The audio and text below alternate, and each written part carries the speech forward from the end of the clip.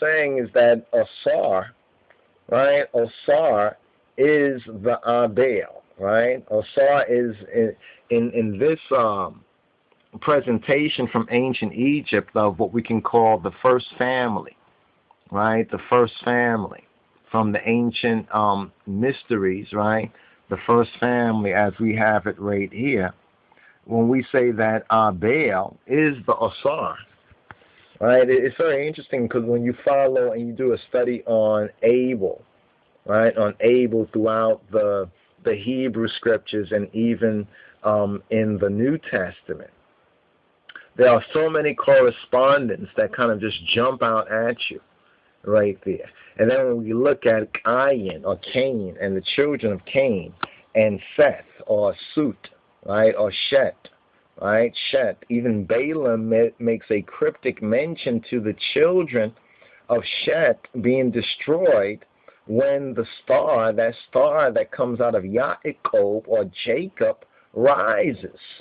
Right? And once again, we see this link now. This kind of is a wraparound kind of link to what Yeshua says. As Moses lifted up the serpent in the wilderness, so much must the son of Adam. Now, who was the son of Adam? Right? The son of Adam that replaced Abel was named Seth. Wait, but people say, well, how could that be? Because the Egyptian Seth was a bad guy. Yes, the Egyptian Seth. Remember, Moses was learned in all the wisdom of the Egyptians, right? Of the Egypts, actually, upper and lower. See, he was in lower Egypt, and then he fled to upper Egypt. And it's in upper Egypt that he communicated, right? He communicated through the burning bush with the true God, right? With the true God who revealed the truth to him. And we have Moses' Ethiopian father-in-law as well, and Moses' Ethiopian wife within the story too. So we know that ancient Egypt, right, was two. There was two Egypts in a sense. There was Lower Egypt, right, and then there was Upper Egypt, and the root came from Upper Egypt. So Lower Egypt was like a colony originally of Upper Egypt. Now this also matches precisely our biblical story and so many of the elements that we have in Torah in order to get a proper interpretation and accurate interpretation, in order to really even begin to put it into the context. Ancient Egypt becomes very important.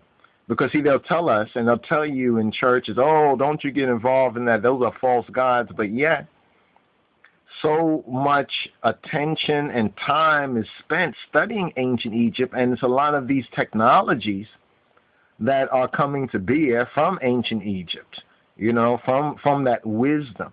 So the way religion, or you see, is always a part of, it's like the Pharisees again, the religious authorities, right, keeping people psychically or soul trapped.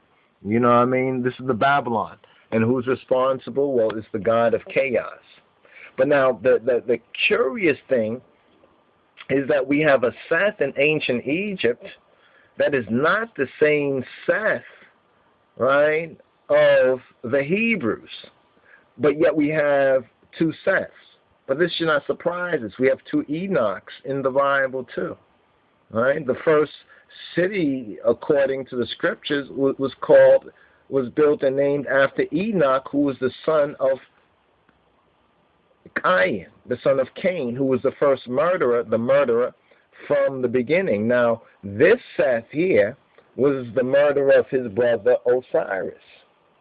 But the point about the Seth, we're going to have to go into a little more detail on that, because we have Shet, right? We have Shet in the Bible, right? We have Shet in the Bible. And let me just show you this right here, because I think this is important to demonstrate this right here, so at least you have this information right here as well. So let's just go to this Bible study right here. Right, this blue letter Bible, and let's put in Sheth S-H-E-T-H, right? Seth. So let's look up Seth. Right? Now, Seth appears 2 times, right? I want to show you that, similar in name, right, does not mean the same. Similarity does not mean sameness. It just means it's like it. Just like in the New Testament, the Antichrist is like a lamb, but he's not the lamb. So let's recognize that right here. Numbers 24:17. Here's what Balaam, right, the sorcerer, said. Now people say, well, why the sorcerer? He wasn't, because he's now testifying. Even the evildoers must at some point testify to the truth. I shall see him, but not now. I shall behold him, but not nigh. There shall come a star out of Yaakov, a star out of Jacob. This would be a more appropriate name for the star of the Moshiach, the so-called 6-point star. Now, I know a lot of you have been told that it's evil. You have been told a lot of things, but what do you know?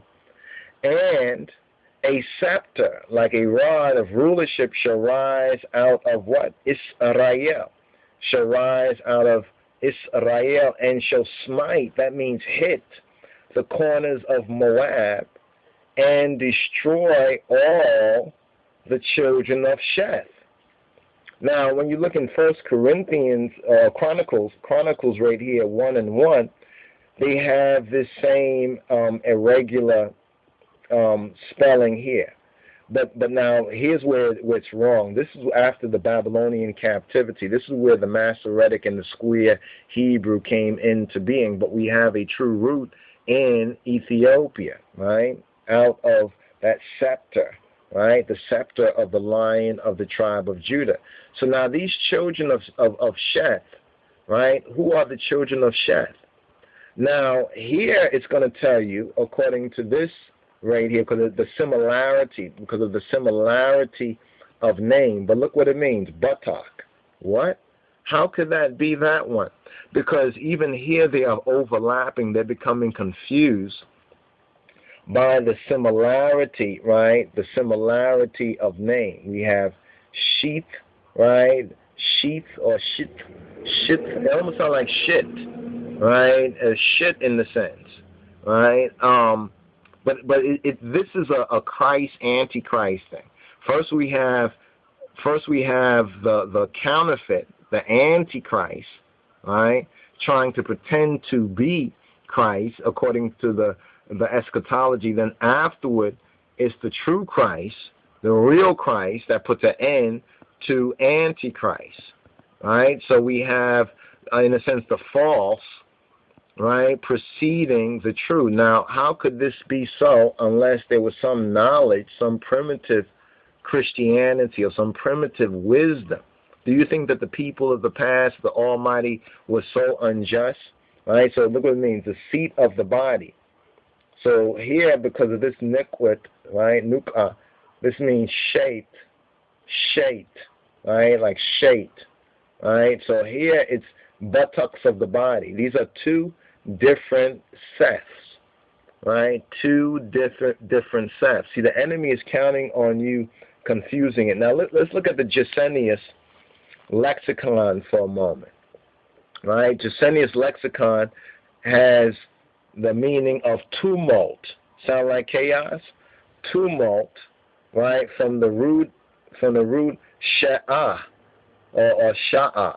Sha'ah, right? Then it has Numbers 24:17, shaped, right? Then you have the B'nai shaped, right? The B'nai shaped. The sons, right, of the tumult of war. This is what's going on nowadays, of war and rumors of war, right? The tumult, the children of Cain are once again raising Cain, right? From the bottomless pit, right? I.e., tumultuous enemies, noisy enemies, tumultuous enemies of who? Of Israel. Of Israel, of the true black Israel, the Ethiopian Hebrew Israel. In Jeremiah 48:45, a passage taken from this in Numbers bears instead, right? There's instead the B'nai Sha'on, the B'nai Sha'on. Now here they call the Sha'on, the Shoan, right? B'nai Sha'on, right? The sons of Sha'on, right? In that particular passage right there, I wanted to show you now, this is the one that refers to the same verse, Numbers 24 and 17, the children of Seths. So this is not the Adam Seth, right? This is not the Adam Seth any more than this is Adam's son Seth, right? Or Sheth, right? This is Cain. That's who Cain. Now, Cain is interesting when we get into the etymology of that, but notice it's the god of chaos, or of chaos. And you see that strange animal head. This is a symbol that you see a lot, right? This sort of funny kind of goat's head, some strange sort of beast. Actually, they even say it's an unidentified, it's like a composite beast. This is what we have among the Satanists, the Luciferians, the occult. They worship this Seth, right? This Set, right? But that Set is not the true Set. Now, his wife, interesting, is Nephthys, or Nebhet, right? She's called the Lady of Heaven. It's interesting because they said the goddess of heaven, right? Remember, the sky and heaven, there's a little difference right there. But this is kind of giving a brief overview, and we're going to get into a little more detail. Now, people say, what about Isis? Right? Well, Isis, in this sense, we'll say that daughter like mother. Let's understand that relation. Daughter like mother.